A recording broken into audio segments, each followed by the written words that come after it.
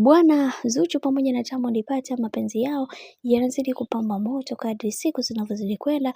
Tumeweza kuona Zuchu ameweza kuandika ujumbe huu kwa kaka yetu Diamond Platnumz akisema kwamba kiukweli sikutegemea kama ningeweza kumpata Diamond Platnumz kirahisi, kwa sababu alikuwa ni mwanaume ambaye unashindwa hata kuweza kuongea naye au kumsalimia. Ni mwanaume ambaye alikuwa serious sana na wala alikuwa hahitaji masiala na mtu aina yoyote, lakini leo hii nimekuwa kipenzi chake ambacho kitu ambacho sikiamini katika maisha yangu. Hivyo yote ya yote ninamshukuru kwa kila kitu, kwa sababu amenifanya nimegundua thamani yangu kwa muda mrefu. Hivyo sina budi kuweza kumshukuru kwa kila kitu, kwa sababu ndio kitu pekee ambacho kimekuwa kikinifanya niwe katika misingi na mikakati iliyo bora. Ila yote ya yote ninamshukuru Mwenyezi Mungu kwa kuweza kuniletea mwanaume ambaye mwenye kujielewa na kujitambua.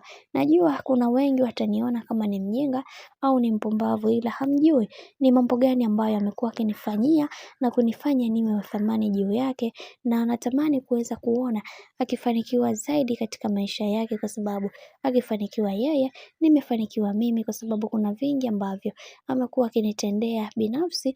Natamani kuweza kuweka kila kitu hadharani juu ya kila kitu ambacho amekuwa akinitendea, lakini sina budi kuweza kukaa kimya na kuweza kumshukuru Mwenyezi Mungu kwa hiki ambacho kilichoweza kutokea katika maisha yangu. Ila nina imani kwa uwezo wa Mwenyezi Mungu kila kitu kitakwenda kuwa sawa, kwa sababu kuna vingi ambavyo vimekuwa vikitokea na wengi wao wanatamani sana kuweza kuvijua vingi, ila ndo kama hivyo, mambo ni mengi halafu muda ni mchache. Mimi nikusihi, kama ndo mara yako kwanza kufuatilia channel tupendwa hii hapa ya Kileo Media, basi nikusihi usisahau kusubscribe, kulike, kushare pamoja na kucomment.